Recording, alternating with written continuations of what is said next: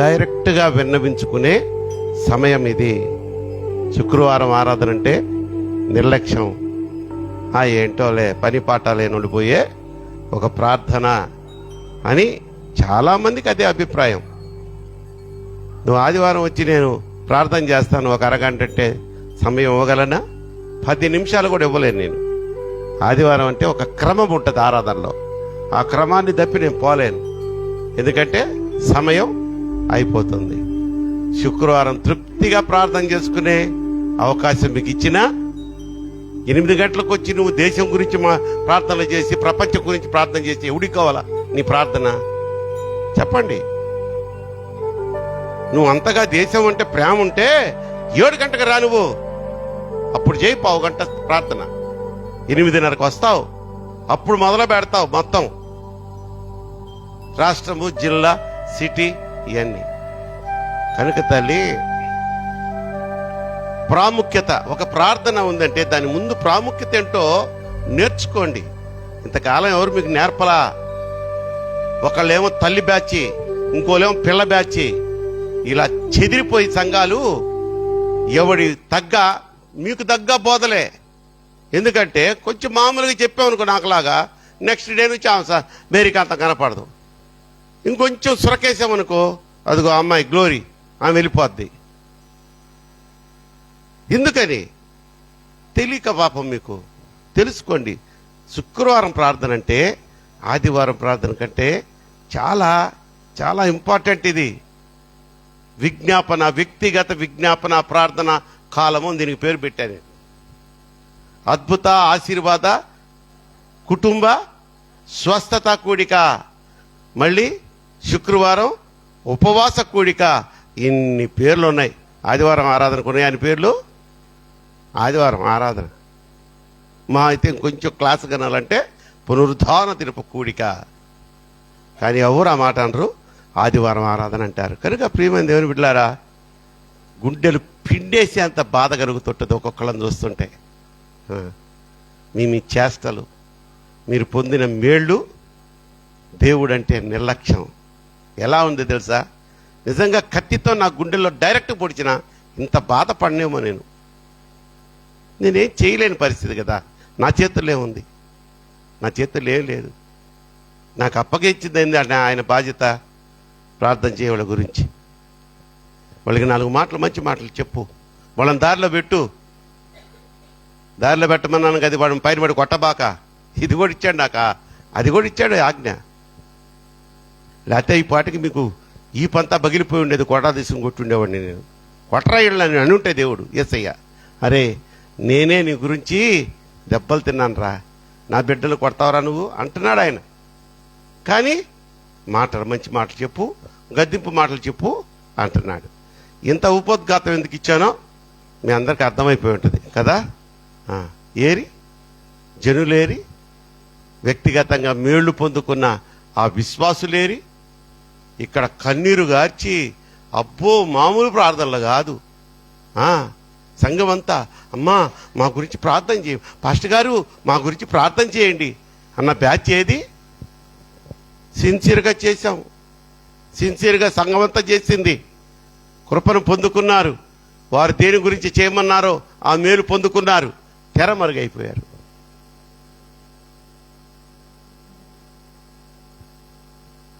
ఏంటి క్రైస్తవం అంటే ఏమనుకుంటున్నారు మీరు? ఇందాక పాస్టమ్మ ప్రార్థనలో నేను ఒక మాట విన్నా, నాకు బాగా అట్రాక్ట్ అయింది. అది వ్యర్థమైన దేవుళ్ళ దగ్గరికి వెళ్ళిన వాళ్ళే ఎంతో శ్రద్ధగా భక్తి చేస్తున్నారయ్యా. నిజమైన దేవుడివి, నీ దగ్గర ఎన్నో మేళ్ళు పొందుకున్న నీ బిడ్డలు అశ్రద్ధగా ఉంటున్నారు. నిజం కాదంటారా? అది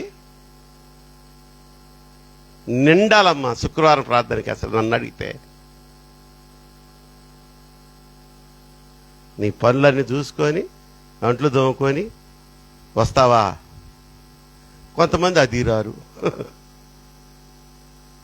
దేవునికి స్తోత్రం చెప్పండి, హల్లెలూయా. మంచిది. ఈరోజు మనకి దేవుడు ఇచ్చినటువంటి వాగ్దానాన్ని జ్ఞాపకం చేసుకుందాం, చిన్న ప్రార్థన చేసుకుందాం. ప్రభువా స్తోత్రం నాయన, ఈ శుక్రవారపు ప్రార్థన చేసి ప్రారంభించాం. ఇప్పటి వరకు బిడ్డలు పాటల ద్వారా నిన్ను మహింపరిచారయ్యా. వ్యక్తిగత ప్రార్థనలో వారికున్న కష్టాలు అవసరతల గురించే కాకుండా సంఘంలో తెలియజేయబడినటువంటి గాయపడిన బిడ్డలు, అనారోగ్యపడిన బిడ్డల గురించి, అవసరతలో ఉన్న బిడ్డల గురించి నిస్వార్థంగా బిడ్డలు నీ పాదాలు పట్టుకొని వేడుకున్నారు. మీరు తప్పకుండా వారి ప్రార్థనలకు, వారి విజ్ఞాపనలకు చెవియొగ్గి ఆలకించారని, ప్రతిఫలము దీవెన ఇస్తున్నారని ఆశిస్తూ కొద్ది నిమిషాలు మీరు మాకిచ్చినటువంటి ఈ యొక్క వాగ్దానాన్ని, మాకు ఈరోజు నేర్పించబోతున్న మంచి మాటను గురించి కూడా ధ్యానం చేసుకుపోతూ ఉండగా మీ మాట నాలో ఉంచండి, మీ తలంపులు నాలో ఉంచండి. నేను కాదు యెహోవా, నేను కాదు నాయన, మీ మాటే బిడ్డలకు ప్రకటింపబడును గాక. ఆమేన్, ఆమేన్. 2వ సమూయేలు గ్రంథము, సమూయేలు 2వ గ్రంథము 22వ అధ్యాయము 3వ వాక్యము, చివరి భాగం, 273వ పేజీ.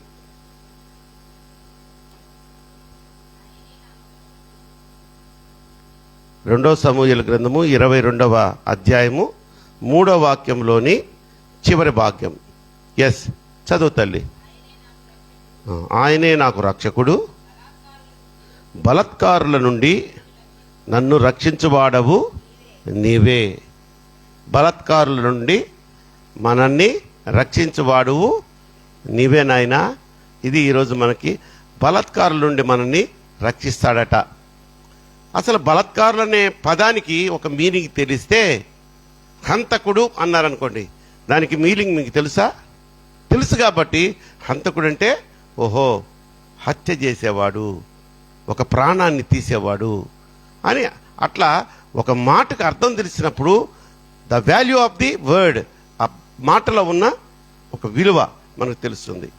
బలాత్కారుల నుండి ఆయన ఏం చేస్తారంటున్నాడు?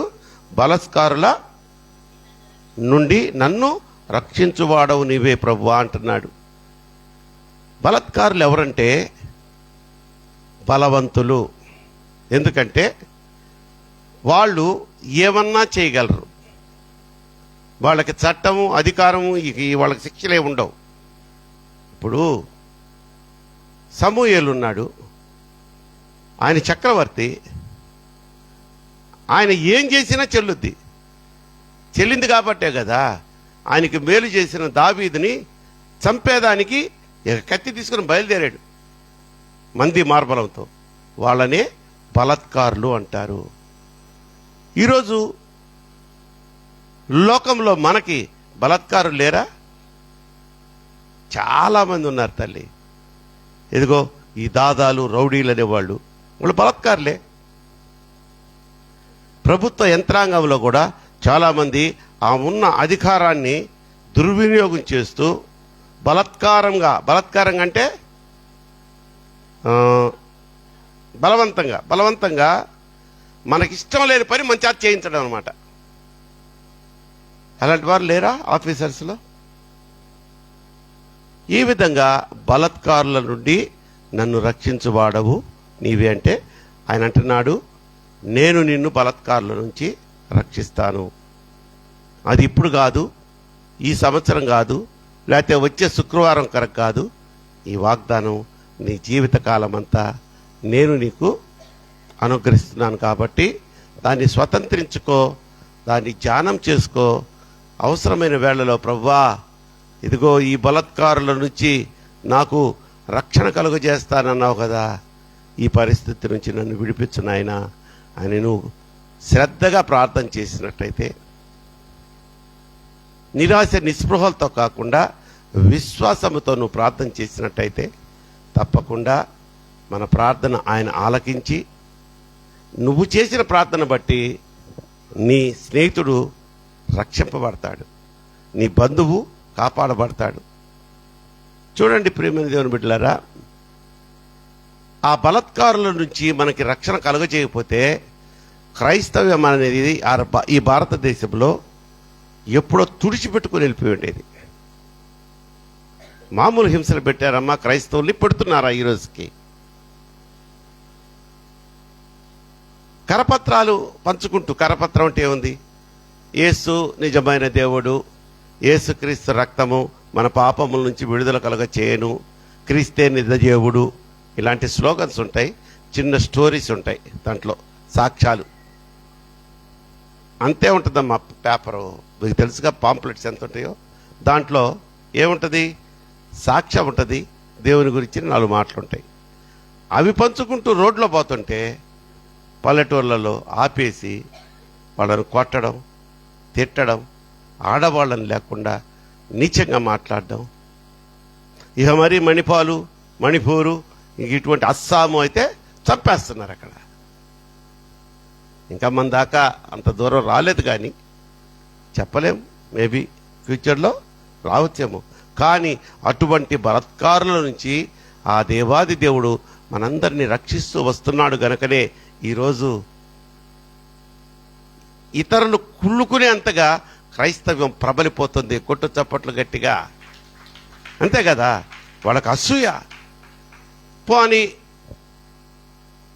ఇప్పుడు మనం 100లో ఒక 3 ఉన్నాం అనుకుందాం, వాళ్ళు 93% ఉన్నారనుకోండి.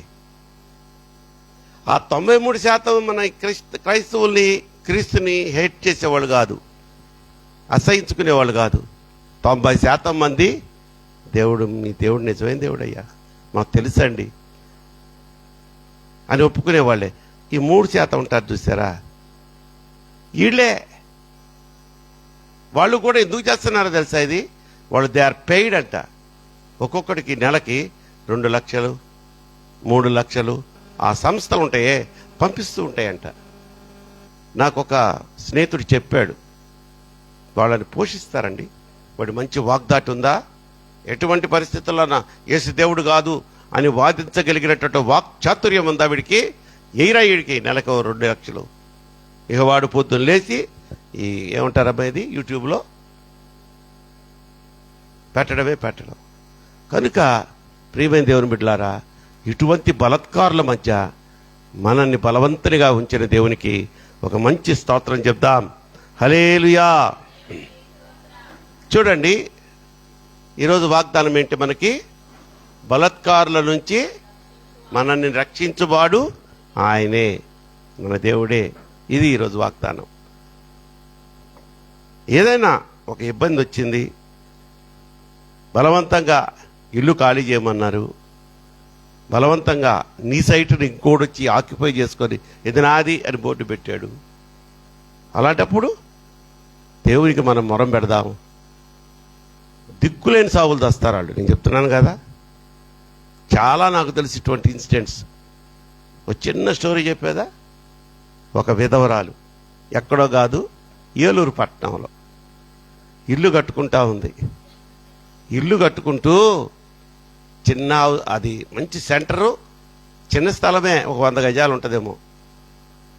ఆ పిల్లర్స్ కోసం గోతులు తీస్తారు కదమ్మా, ఆ గోతులు తీసేటడికి అక్కడ ఉన్న ఒక పేరు మోసిన ఈ బలత్కారుడు, ఒక రౌడీ వచ్చి రాత్రికి రాత్రి కంకర, ఇంకా పిల్లర్స్ లేపేదానికి ఏముంటాయమ్మా, ఇంకా ఇసుక, ఇంకా సిమెంటు, రాడ్స్, మెటీరియల్ మొత్తం దొరికాడంట. పొద్దున చూస్తే ఇదేంటి, నేను చెప్పకుండా నీ ఇన్ని వచ్చి పడి సంతోషపడుతుంది. ప్రభువా నా మర విన్నావా అంటదట ఈవే. నీ మొహం సరిగ్గా చూడు, అక్కడ బలత్కారుడు వచ్చాడు. తెలిసింది ఆమెకి. ఆమె రానే వచ్చింది, నువ్వెవరు, వెళ్ళిపో పలానా ఆయన గలవు అంటున్నారంట. ఆయన దగ్గరికి వెళ్ళి, అయ్యా ఏంటయ్యా మీరు తోలిచ్చారేంటే అంటే, అమ్మా పెద్దమ్మా మళ్ళీ మర్యాద, బలత్కారుడే కానీ మర్యాద, ఆ స్థలం నాది కాబట్టి ఇక దాసి వదులుకో. దాంట్లో నేను చిన్న 100 గజాలైనా మెయిన్ రోడ్డు మీద ఉంది కాబట్టి షాపింగ్ కాంప్లెక్స్ లాగా చిన్నది, కొట్లు కడతాను, అది అంతే, నీకేదో ఒకటి ఇస్తానులే అన్నాడంట. అంటే 10 లక్షలు అనుకోండి, వీడు 10,000 ఇస్తాడు. ఇలా ఊరికే తీసుకున్నట్టు ఉండకూడదుగా, 10,000 ఇస్తాడు. సరేనయ్యా, ఇంకేం చేయలేక ఉపవాస ప్రార్థన. ఆమె విధవరాలు, ఆమెకున్నది ఒకటే ఒక ఆస్తి. ఉపవాస ప్రార్థన చేసుకుంటూ కన్నీళ్లతో ప్రార్థన చేస్తూ ఉందట. అప్పటికి చాలామంది చెప్పారంట ఆయనకి, అయ్యా ఆమె విధవరాలు, ఆమెకున్న ఆస్తి అది ఒక్కటే, నీకు బోల్డ్ ఉన్నాయి. పైపెచ్చి ఆమె క్రైస్తవురాలు. నేను చెప్తున్నా ఆమె జోలికి పోబాక నాయన, ఎందుకైనా మంచిది ఆమె జోలికి పోవద్దంటే వినలా. టపా టపా టపా టపా అంట ఒక 2-3 వారాల్లో పిల్లర్స్ లేపేసి స్లాబ్ కూడా వేసేసాడంట. సాయంత్రం పూట అలాగే వీళ్ళకి అలవాట్లు ఉంటాయి కదమ్మా, మందు వేసుకోవడం, జల్సాలు చేసుకోవడం ఈ రౌడీ బ్యాచ్కి. అట్లాగే ఒక చోట మరి ఇటువంటి దౌర్జన్యాలు చేసేవాడికి మనమైతే కక్ష తెచ్చుకోం, కానీ బయట వాళ్ళు ఎందుకు కక్ష తెచ్చుకోరు? ఉంటారు కదా శత్రువులు, అవకాశం కొంచెం పొంచి ఉంటారు కదా. ఈయన ఫ్రెండు ఏదో కొంచెం అవుట్స్కర్ట్స్కి వెళ్ళి ఊరి బయటికి అక్కడ కూర్చొని ఏదో మందు వేసుకుంటా ఏదో చక్కగా మాటలు చెప్పుకుంటా ఉన్నారంట. ఈ అవకాశం కాసుకొని ఉన్న వాళ్ళు కారులో వచ్చారు, అక్కడికక్కడ నరికేశారండి. లేడిక బలత్కారుడు లేడు. ఈ దగ్గరకు వచ్చి ఈ మా ఆయన తోలేడు, ఇది మాది అనేదానికి ఆమెకు అసలు వీడికి ఒక సరైనటువంటి భార్య లేదు, పిల్లలు లేరు. ఏమైంది? మొత్తం రూపాయి ఖర్చు లేకుండా స్లాబ్ పడిపోయింది. దేవునికి స్తోత్రం చేద్దాం, హల్లెలూయా. అమ్మ రోమీయుల పత్రిక చదవద్దు, మీరు తర్వాత చదువుకోండి. 8వ అధ్యాయము 28వ వచనంలో అంటాడు, దేవుని ప్రేమించు వారికి అనగా ఆయన సంకల్పము చొప్పున పిలువబడిన వారికి సమస్తము సమకూర్చుటకై మేలు కాదు, సరిగ్గా చదవండి. చూడండి, దేవుని ప్రేమించు వారికి అనగా ఆయన సంకల్పము చొప్పున పిలువబడిన వారికి మేలు కలుగుటకై సమస్తము సమకూర్చబడి జరుగుతున్నవని ఎరుగుదము.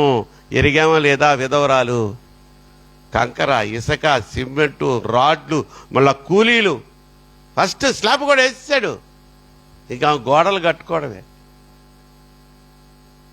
మళ్ళీ అక్కడ అడుగు పెట్టినోడు లేడంట, ఆ సైట్ వైపు కన్నెత్తి కూడా చూసినోడు లేడంట. ఇలా జరుగుతుంటాయి తల్లి. కనుక బలత్కారులు వచ్చినప్పుడు మనం ఏం చేయాలి? తిరగబడకూడదు. ఒకసారి ఇటు చూడు, అంతే, దీనంగా చూడు, కన్నీళ్లతో చూడు. శంకర్ ఏమయ్యాడు?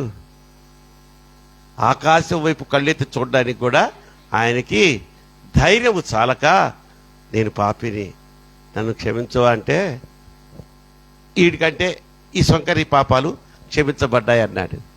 కనుక దీనులమై కడుహీనులమై మనల్ని మనం తగ్గించుకొని ఆయన ఆశ్రయిస్తే బలత్కారుల నుంచి కానీ బలవంతం చేసే వాళ్ళ గురించి, దౌర్జన్యం చేసి మన మీద అజమాయిషీ చెలాయించే వాళ్ళని మనకి దేవుడు రక్షణ కలుగు చేయనుగాక. చూడండి అమ్మా, ఇదే ప్రకారంగా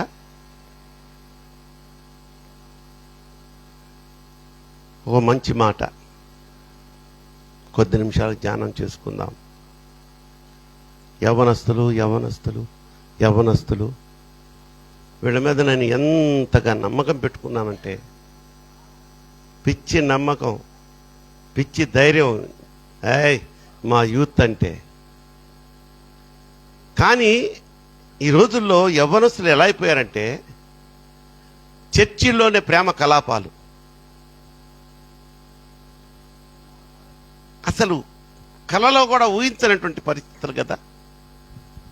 ఇప్పుడు ఆటోల మీద కొన్ని స్లోగన్స్ రాసి ఉంటాయి. యెహోవా నా కాపరి, నాకు లేమి, నన్ను చూచి యాడకురా, ప్రేమిస్తే ప్రాణమిస్తా, లేకపోతే గొంతు కోస్తా. ఇది ఈ రోజుల్లో స్లోగన్స్. మీరు ఎప్పుడు చూడలేదా? చూసావా కాములి? ఏంటి, ఎక్కడ పోతున్నారు వీళ్ళు? ఒకరోజు ఒక పాస్టర్ గారి దగ్గరికి ఒక యవ్వన కుమారుడు వచ్చి, పాస్టర్ గారు, నా గుండె కంటే కూడా ఎక్కువగా ప్రేమించానండి అమ్మాయిని, ఇప్పుడు నా కళ్ళ ముందే ఇంకోటితో బండికి పోతుందండి అని ఏడ్చాడట. ఇప్పుడు నన్నేం చేయమంటావు నాయన? మీ పర్సనల్ విషయాల్లో నేను జోక్యం చేసుకోను. నువ్వు మందిరానికి రెగ్యులర్గా వచ్చే బిడ్డవి, నీకు అసలు ఆ పురుగెట్ట పుట్టింది? పైపెచ్చేడు అర్ధరాత్రు ఆకలిగా ఉందిరా అని పెట్టుద్దంట ఆమె మెసేజ్. ఈ దరిద్రాలు వచ్చేసినాయిగా. స్విగ్గీ, జొమాటో, ఈ మంచి బ్లింకిట్ అని ఒకటి వచ్చింది. ఊరికి మనం కూల్ డ్రింక్స్ ట్రై చేశాం మన చర్చికే. 10 నిమిషాల్లో తెచ్చి ఆడ పెట్టాడు నాకు 5 ఇవి. ఈడు ఆర్డర్ పెట్టాడు బర్గర్లో, పిజ్జాలో, సంథింగ్ ఏదో. ఇదే బిడ్డ ఆకలేస్తుంది రాన బిడ్డ. ఇక ఏమనాలమ్మా, జంతువు తిన్నట్టు తినింది. ఇది మామూలుగా కాదు. లటక లటక లటక తిని వాని నాశనం చేసి ఇంకోడు దొరికాడు. జొమాటో, ఈడు జొమాటో అయితే ఇంకోటి టమాటా గడి దొరికింటాడు. ఆడపిల్లలు కూడా చిన్న విషయానికి బలాలు పడిపోతారు. ఎందుకు? నువ్వు చర్చిలోంచి బయటకు వచ్చేటప్పుడు నువ్వు వస్తావని తెలిసి ఎదురు ఇటు చర్చికి రాడు. అక్కడే నువ్వు తెలుసుకోవాలి విశ్వాసరాలివి. వీడు చర్చికి రాకుండా బయట నుంచి కటింగ్లు ఇస్తున్నాడు ఏంటని ఆయన బండి మీద కూర్చొని, బండి మీద కాలు కూర్చొని ఇట్లా చూస్తుంటాడు. వాళ్ళకు పడతారు మీరు. లేదా పానీపూరి తింటుంటారే చండాలంగా, ఆ కుండలో చేయి పెట్టి గలికి ఇక్కడ దాకా మూస్తాడాడు. ఇక్కడ దాకా చాలా శుభ్రంగా ఉంటుంది కదా చెయ్యి. ఏం లేకుండా స్నానం చేసి టవల్తో తుడిచి, నాకు ఉప్పగా లేకపోతే నన్ను అడుగు. అంత చండాలమైంది మన శరీరము. ఆ పానీపూరి బండి దగ్గర ఇంకో పనికిమాలినోడు ఉంటాడు. అట్లా చూస్తా ఆడికి పడతావు.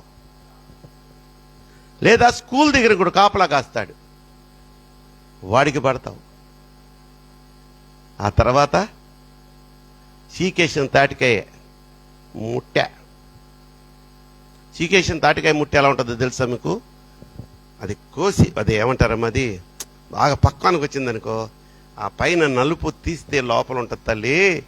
ఒక ఆంటీ ఆరెంజ్ కలర్లో, ఆ కలర్ చూస్తేనే తాటికాయ గుజ్జు. ఆ గుజ్జు అంతా చీకావనుకో, కాంతం ఎలా ఉంటుందమ్మా చీకేస్తా. అరే తాటికాయ దాకా పోయావు తల్లి. రసాలను వస్తాయి మామిడికాయలు. రసం అయితే నాకు చాలా ఇష్టం. అసలు మామూలుగా ఆ కలర్, ఇది ఇంతకు ముందు ఈ ఆరెంజ్ కలర్లో ఉందా అని డౌట్ వస్తుంది అవతలవాడికి. నేను తిన్న తర్వాత టంకె చూస్తే వైటిష్కి వచ్చేస్తుంటుంది అంతే. ఎక్కడనో అంత కొంచెం మళ్ళీ కనిపిస్తుంది దాన్ని కూడా. అంటే ఆ విధంగా వాడేస్తారు వెధవలు. జాగ్రత్తగా ఉండాల. అంతేగాని తల్లి, మగపిల్లలు ఆడపిల్లల మోజులో పడకూడదు, ఆడపిల్లలు మగపిల్లల మోజులో పడకూడదు. ఇదేంటి పాస్టర్ గారు అటు చెప్తున్నాడు? ఇతనేదో ప్రేమకి విరోధిలాగున్నాడు, ఇతనికి ఎప్పుడో చిన్నప్పుడు పడినట్టు దెబ్బ అని అనుకుంటున్నారు కదా. నేను గ్యారంటీగా పెద్దోళ్ళే అనుకుంటా ఉంటారు, పిల్లలు వాళ్ళకేం తెలుసు. అలాంటివి చెప్పకపోతే మరి అమ్మ నవమాసాలు మోసి యేసు ప్రభువుని నా పశువుల పాకలో కని, పశువుల పాకలో తొట్టులో పడుకుండబెట్టను. బాగుంటుంది కదా ఇట్లా అని చెప్తే బాగుంటాయి. అది ఎన్నిసార్లు వింటావు? నీకు తెలీదా పశువుల పాకలో యేసయ్యని పడుకోబెట్టింది మరి అమ్మని? ఎన్నిసార్లు చెప్పమంటావు? కానీ ఇటువంటి మోసాలు, ద్రోహాల గురించి ఎంతమంది బిడ్డలకు నేర్పిస్తున్నారు. మీ తల్లిదండ్రులారా, మీరు కూడా చెప్తున్నా, మీ బిడ్డలంటే పెద్ద నమ్మకం మీకు, అదే చెడగొడుతుంది. మరి పక్కింటి అమ్మాయి గురించి చెప్పంటే ఇంత చెప్తారు. వదినే ఆ పిల్లంట వచ్చే దారిలో నాకెందుకులేమ్మా, గెరడం ఎందుకు, నాకెందుకులేమ్మా అంటే కంప్లీట్ ఇట్ అనంగలోనే ఆ వదిన పోయి, వదిన ఈ వదిన చెప్పింది, ఆ వదిన వాళ్ళ అమ్మాయి అంట, చండాలమైన బుద్ధి కాదు, ఏముండదు. జాగ్రత్త తల్లి, లోకమంతా నిన్ను చూస్తుంది, నిన్ను నీ బిహేవియర్ని అబ్జర్వ్ చేస్తుందన్న ఒక భయంతో పెరగాల మనం. నువ్వు ఒక సాఫ్ట్వేర్ ఇంజనీర్ అయ్యావనుకో, చక్కగా ఇంజనీరింగ్ కంప్లీట్ చేసుకొని క్యాంపస్ సెలక్షన్స్లో వచ్చి మంచి కంపెనీ వాడు నేను సెలెక్ట్ చేసుకొని నెలకి 25,000 జీతం, స్టార్టింగ్లో లక్షలు ఎవరు ఏంది 25,000 అంటున్నాడు అంటే జోరబాక 15,000 కూడా చేసేవాళ్ళు ఉన్నారు. అక్కడ స్టార్ట్ చేసి అదే కంపెనీని తొక్కేసి 1,50,000 2 లక్షలకు వెళ్ళిపోతారు నెలకి. తల్లి, ఆ ఏజ్ వచ్చినప్పుడు ఒక మెచ్యూరిటీ వస్తుంది. ఇట్లాంటి గాలి అదవుల్ని ప్రేమించరు. ఉన్నారనుకో కొంతమంది, అట్లాంటి వాళ్ళకు కూడా పడి ఆ స్థాయికి వెళ్ళిన వాళ్ళు. కానీ దేవుడు కూడా ఒక మంచి మెచ్యూరిటీ లెవెల్ ఇస్తాడు మీకు. కనుక ప్రియమైన దేవుని బిడ్డలారా, వీటన్నిటి నుంచి కూడా మిమ్మల్ని దేవుడు కాపాడాలి, మిమ్మల్ని సరైన మార్గంలో పెట్టాలి. నా బిడ్డల్ని సరైన మార్గంలో నడిపించుదేవా, ప్రార్థన చేస్తావు. కానీ ఆదివారం ఆరాధన రోజు నువ్వెక్కడున్నావు, నీ బిడ్డలు ఎక్కడ ఉంటున్నారు? ఇది ప్రశ్న. ఎంత ఉపోద్ఘాతం చెప్పి అక్కడికి తీసుకొచ్చానంటే ఇక్కడికి.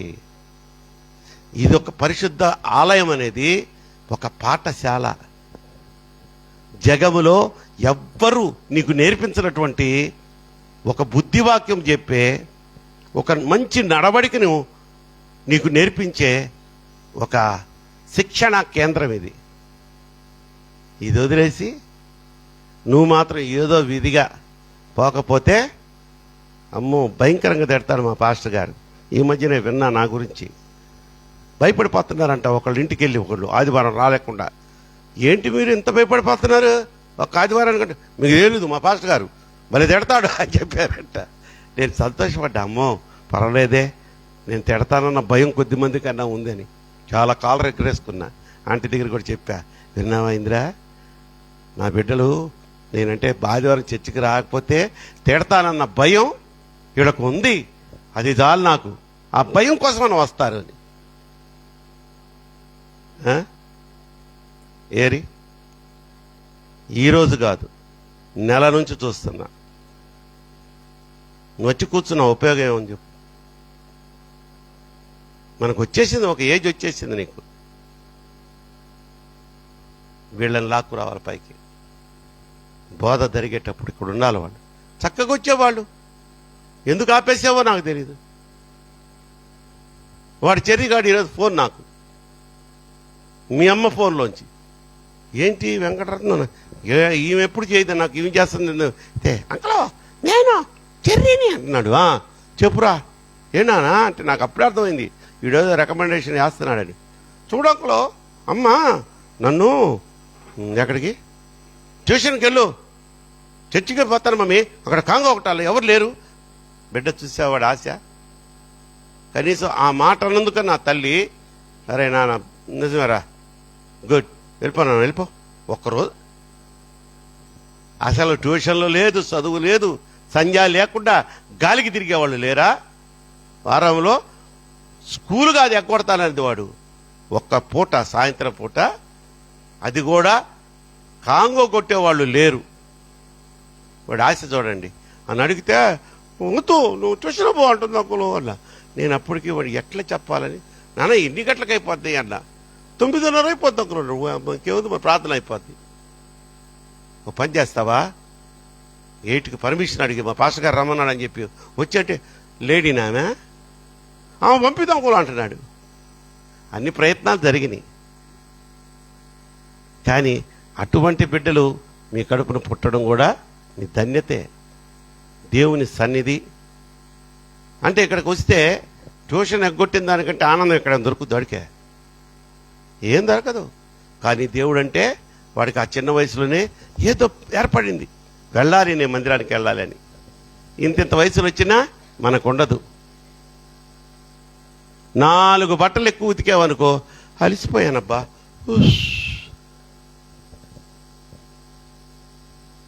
డిఆర్ఎం ఆఫీసులో ఒక 2 ఫైళ్ళు ఎక్కువగా అటు తీసుకెళ్ళి ఇచ్చావనుకో, ఈయన నడిచిపోతాడు. ఈయన అదే వ్యాపారస్తులు, వాళ్ళకు వ్యాపారం బాగా జరిగిందనుకో అలిసిపాడు. ఇంకా ప్రభువా పెంచు పెంచు పెంచుతాడు. నువ్వెక్కడా? నువ్వు వస్తేగా. ఇలా చెప్పుకుంటూ చెప్పుకుంటూ పోతేమ్మా మా జీవితాలు పండిపోతాయి. ఇందాక నిజంగా ప్రార్థన జరుగుతున్నప్పుడు, అదే ఆంటీ చేస్తున్నప్పుడు నాకు గుండెలు పిండేసేంత బాధ వేసింది. ఓ చిన్న మాట చెప్పి ముగిచ్చేస్తా. ఆంటీ ఎవరి గురించి చేసింది చెప్పండి? రాని వాళ్ళే కాదు, ఒకప్పుడు ఎన్నో మేళ్లు పొందుకొని, అదే కాదు జీవము లేని వ్యర్థమైన దేవుళ్ళను పూజిస్తున్న వారు చాలా శ్రద్ధగా ఆ నియమాన్ని పాటిస్తున్నారయ్యా. నిజమైన దేవుడు నీతో ఎన్నో మేళ్లు పొందుకున్న నీ బిడ్డలు నిన్ను నిర్లక్ష్యం చేసి ఆరాధనకు రావట్లేదయ్యా అని నిజంగా సిన్సియర్గా ఇందిరాంటి ప్రార్థన చేసింది. ఆ మాట నాకు చాలా, ఎందుకంటే నాకు ఉన్న ఫీలింగ్ అదే.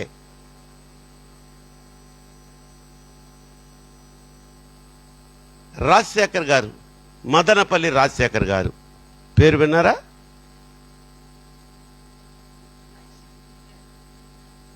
నీకు బాగా గుర్తుండాలి, ఫ్రంట్లో కూర్చొని తిట్టించుకున్నావు కదా ఆ రోజు.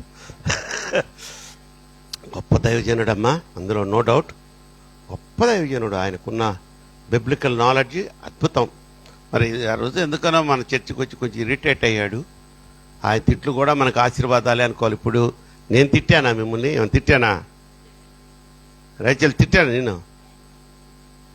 మరి ఎందుకు మొహం ఎట్ట పెట్టి కూర్చున్నా? నవ్వు. ఆ మదనపల్లి రాజశేఖర్ గారి చర్చికి ఫ్రంట్ రోలో ఒక ఆయన కూర్చుంటాడంట. వచ్చి ఆయనకి కుర్చీలు కూడా ఉండే కాదు, చిన్న మందిరం ఆయనది. ఇప్పుడు పెద్ద మందిరమే కట్టాడు. ఆ కింద కూర్చున్న వాళ్ళలో ఫ్రంట్ రోలో ఒక ఆయన కూర్చొని, అది కూడా ఫ్యాన్ కింద కూర్చుంటాడంట. గోకినట్టే ఉంటాడంట.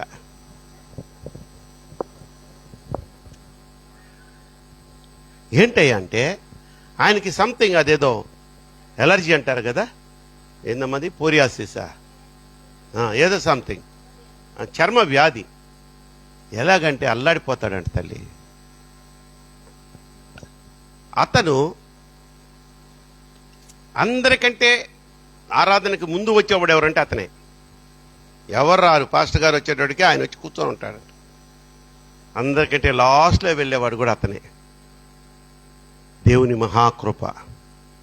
2-3 నెలలకి ఆయనకి ఆ యొక్క రోగం తగ్గిపోయింది. అసలు లేక ఏలే.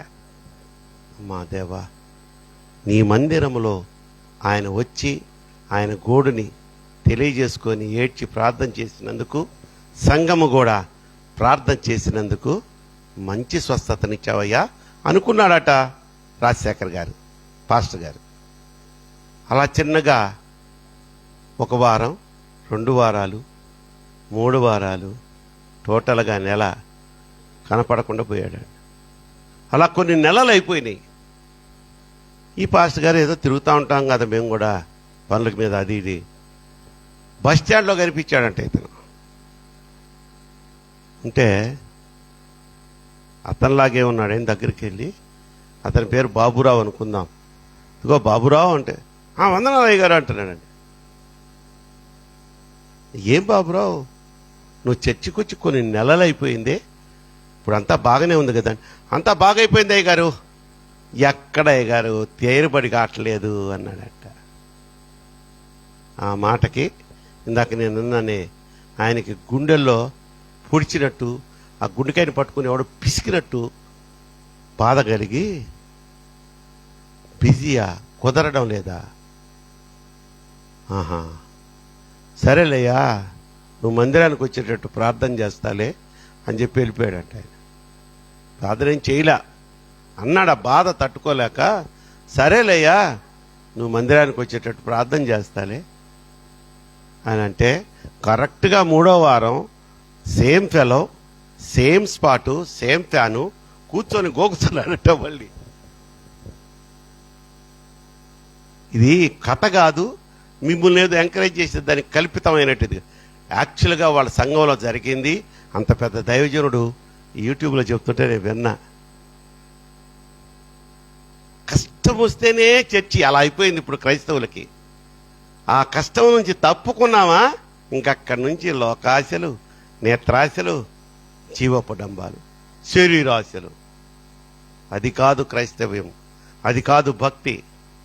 కోమలి నేర్చుకో. ఏందో ఇందాక సంజాయిషీ పోతున్నావు. 100 ఇస్తా సంజాయిషీలు నేను 100. పోయినసారి ఎందుకు రాలేదు పాస్టర్ గారు మీరు? 100 చెప్తా. దేవుణ్ణి కూడా కన్విన్స్ చేయగలను నేను, కానీ చెప్పను నేను. అంతే, ఏమున్నా సరే ఫస్ట్ దేవుడు, నా యేసయ్య నాకు ముందు, ఆరాధన నాకు ముందు, ఆ తర్వాతే ఈ దరిద్రాలని. ఈడెవడు నీ అన్నదమ్ముడు నిన్ను పరలోకానికి తీసుకెళ్తాడా? నీ అక్క చెల్లెళ్ళు, నీ అత్తగారు చెప్పు. నేను పరలోకం తీసుకెళ్లేది యేసయ్య. ఆయన సంతోషపరిచే వ్యక్తులుగా మనం ఉండాలి. ఆయన సంతోషపరిచే వ్యక్తులుగా అంటే ఆయన అనుకున్నాడు, ఈ లోకంలో మొట్టమొదటిగా నువ్వు నన్ను ప్రేమించు, ఆ తర్వాతే నీకు లోకం. ఆయన ఏమన్నాడమ్మా? అది కూడా చేయలేవా కోమలే నువ్వు?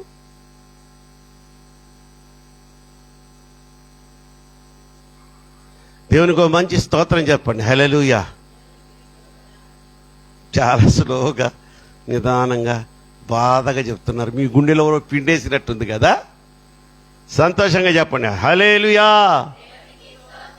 అయినా కూడా గొంతులో బాధ తగ్గలేదమ్మా. సంతోషంగా హల్లెలూయా.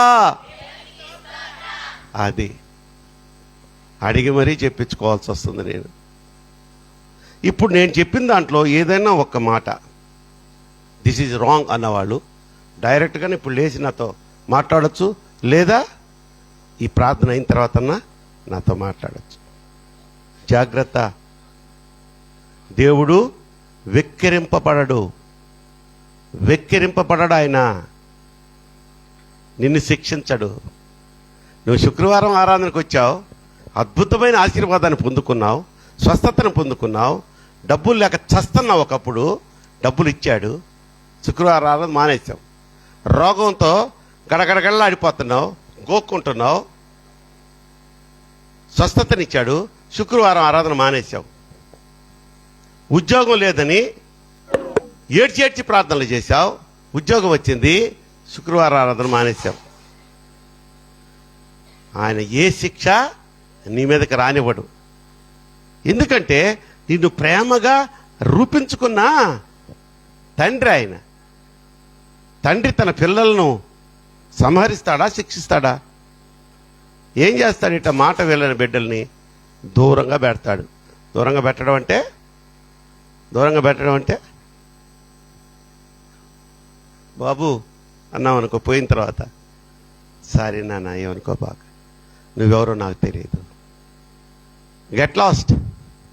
పరలోకాన్ని మనం కోల్పోతాం. అదొక్కటే ఆయన మనకి దూరం చేసేది. ఇహలోకంలో నీకు ఏ శిక్ష ఇవ్వడు.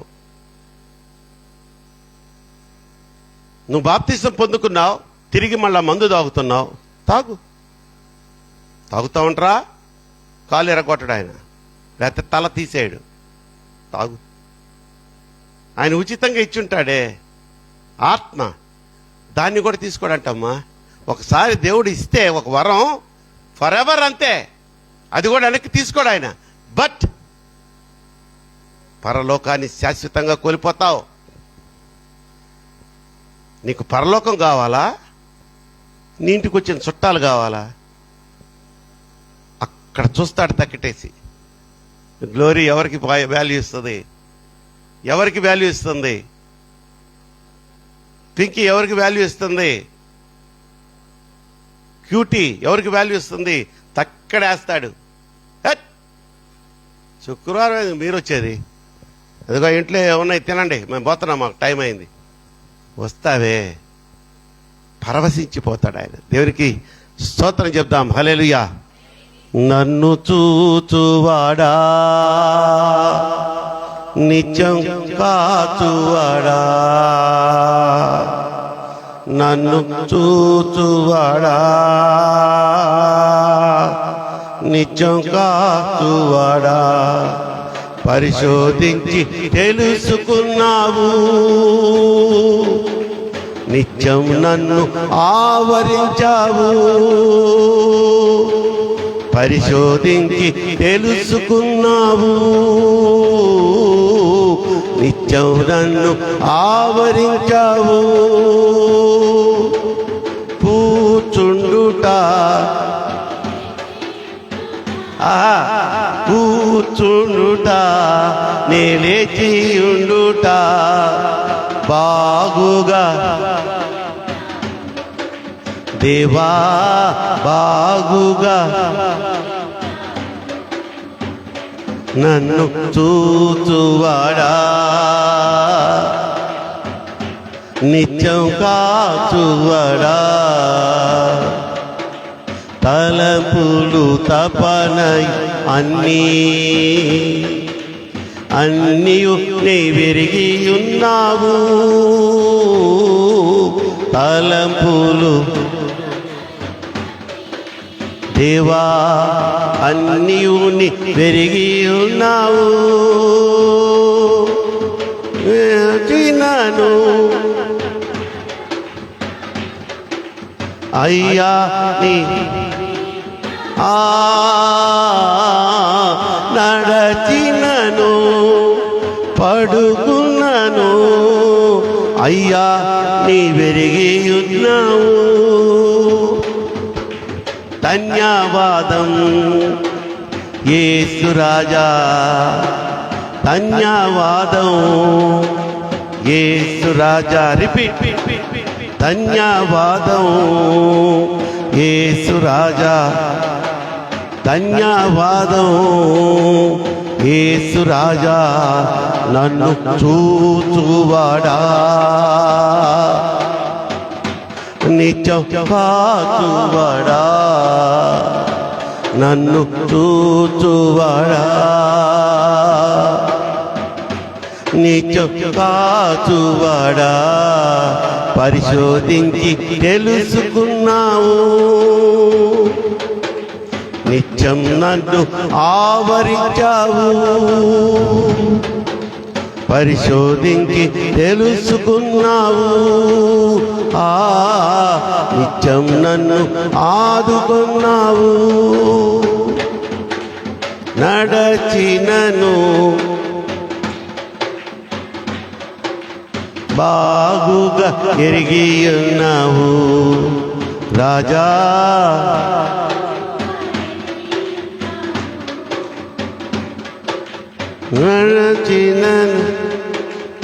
మరి ఎత్తాలి కదా మీరు ముందే కనకపోతే.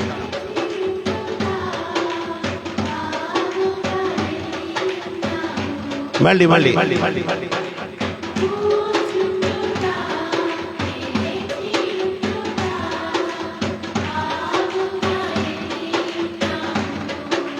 రాజా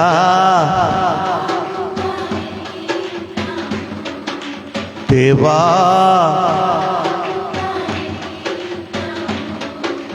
అయ్యా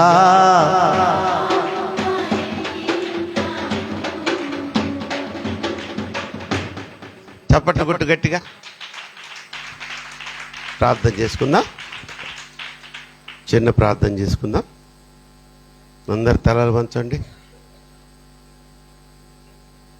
స్తోత్రం నాయన ప్రభువా, స్తోత్రం. ఈ శుక్రవారం రోజు చక్కని వాగ్దానముతో బలవంతుల చేతిలో నుండి మమ్మల్ని రక్షిస్తానన్న మీ వాగ్దానాన్ని మేము స్వతంత్రించుకున్నాం. స్తోత్రం. మందిరం అంటే, మందిరంలోని ఆరాధన అంటే దాని విలువేమిటో మాకు తెలియజేశావు. యవ్వన బిడ్డలు చేజారిపోతున్నారు నాయన, వారిని హెచ్చరించినందుకు స్తోత్రాలు. ప్రార్థన ద్వారా మేలులు పొందుకున్న మేలును అనుభవిస్తూ అనుభవిస్తున్నామన్న కృతజ్ఞత లేకుండా ఆరాధన మానేస్తున్న బిడ్డల గురించి కూడా మాకు జ్ఞాపకం చేశావు. ఏమిచ్చి నీ రుణం మేము తీర్చుకోలేము నా తండ్రి. ఆ బిడ్డలతో మీరు మాట్లాడండి. త్వరలో నా తండ్రి మండలకాల శిల్వజ్ఞాన ఆరాధనలు మార్చి 5వ తారీఖు నుండి ప్రారంభం కాబోతూ ఉన్నాయి కనుక సంఘ బిడ్డలను ఇప్పటి నుంచే మీరు ఆత్మపూర్వకంగా ప్రేరేపించండి. శక్తితో బలముతో అభిషేకించండి. మానవ మాత్రలో నాయన మా ప్రయత్నాలు అయితే విఫలమవుతాయేమో కానీ మీరు ప్రేరేపిస్తే అది ఎన్నటికీ విజయమే కనుక ఈ సంఘాన్ని బలపరచండి, నూతన ఆత్మలతో నింపండి. మీ మహిమ వారు కూడా పొందుకొని మీరు చేయుచున్నటువంటి గొప్ప కార్యాలు నూతనంగా మందిరానికి వస్తున్న బిడ్డలు కూడా అనుభవించేందుకు కృప చూపించమని మమ్మల్ని అందరినీ ఈ సన్నిధికి క్షేమంగా తీసుకొచ్చావు నాయన. సురక్షితంగా మరలా మా గృహాలకు చేర్చండి. గడిచిన దినము నా తండ్రి జెరూషాని ఒక్కతే నా తండ్రి, చిన్న బిడ్డ, మరి కెనడా అనే వేరే దేశం నుంచి టోటల్గా నా తండ్రి 18 గంటల ప్రయాణం, ఒక్కతే ఆ బిడ్డని క్షేమంగా ఎక్కడ ఏ ఆలస్యం జరగకుండా సురక్షితంగా హైదరాబాద్ పట్టణానికి తీసుకొచ్చారు. రిసీవ్ చేసుకునే దానికి వెళ్ళిన నన్ను, రవిని, జెరూషాతో కలిసి తిరిగి విజయవాడ పట్టణం రావడానికి కృప చూపించారు. 1, 2 నాయన, ఎన్ని ప్రయాణాల్లో మీరు మాకు తోడు నీడగా ఉన్నారయ్యా. ఎంతో కృపతో నా తండ్రి మా ప్రయాణాల్ని ఆశీర్వదించి నడిపిస్తున్నారు.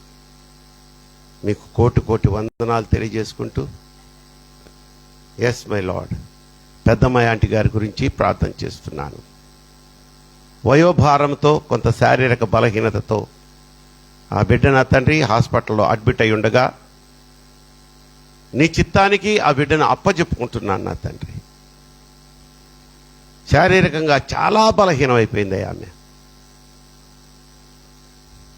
ఒకవేళ నీకు ఇష్టమైతే, నీ చిత్తమైతే నీ సాక్షి బిడ్డగా నిలబడుటకు ఆ బిడ్డకు స్వస్థతనిచ్చి నిలబెట్టుకోమని కోరుకుంటున్నాను. అలాగే నా తండ్రి ఇందిరా మోకాళ్ళ ఆపరేషన్ విషయంలో కూడా నడిపింపునివ్వండి అయ్యా. ఈరోజు సంఘములో నోరు తెరిచి అడుగుతున్నాను. నా ఆర్థిక పరిస్థితి మీకు తెలియంది కాదయ్యా.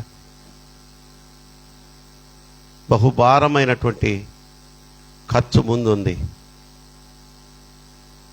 నువ్వే నాకు సహాయం చేయాలయ్యా. మీరే నాకు దిక్కు నాయన. మనుషుల వైపు చూసి మోసపోయానయ్యా. నీ వైపు చూస్తూ తల పైకెత్తి తిరిగే విధంగా నన్ను లేవనెత్తిన దేవా, ఆ ఆపరేషన్కి కావాల్సినటువంటి ఆర్థిక అవసరతలు తీరే విధంగా ఆ యొక్క ఫండ్ని మీరే రైజ్ చేయమని కోరుకుంటూ, మరొకసారి ఈ బిడ్డలందరినీ, ఈరోజు ఈ సన్నిధికి రాలేకపోయిన బిడ్డలను కూడా రైల్వే క్రిస్టియన్ సమాజంలో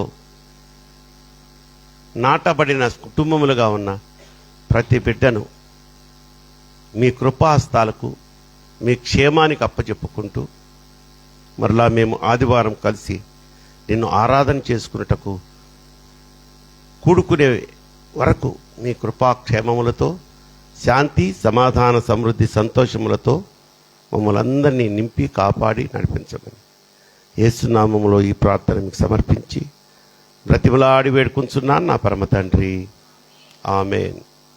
పరలోకమందున మా తండ్రి, నీ నామం పరిశుద్ధపరచబడునుగాక, నీ రాజ్యం వచ్చునుగాక, నీ చిత్తం పరలోకమందు నెరవేర్చున్నట్లు భూమి ఎందును నెరవేర్చబడునుగాక. మా అనుదిన ఆహారం నేడు మాకు దయచేయము. మా ఇళ్ల అపరాధపు చేసిన వారిని మేము క్షమించిన ప్రకారము మా అపరాధములు క్షమించుము. మమ్మల్ని శోధనలోకి తేక దుష్టిని తప్పించుము. రాజ్యము, శక్తి, మహిమ నిరంతరము నీవే అయ్యున్నావు మా పరమ తండ్రి. ఆమేన్. మన పరమ తండ్రి అయినటువంటి దేవుని ప్రేమయు, మన ప్రభువును ప్రియరక్షకుడైన యేసుక్రీస్తు వారి కృపయు, పరిశుద్ధాత్మ దేవుని అన్యోన్య సహవాసము ఈ ఆరాధనకు కూడి వచ్చిన ప్రతి బిడ్డకును, రైల్వే క్రిస్టియన్ సమాజంలోని ప్రతి కుటుంబానికి, ఆన్లైన్లో మనల్ని బలపరుస్తున్న వ్యక్తులకు సదాకాలము తోడై ఉండునుగాక. ఆమేన్.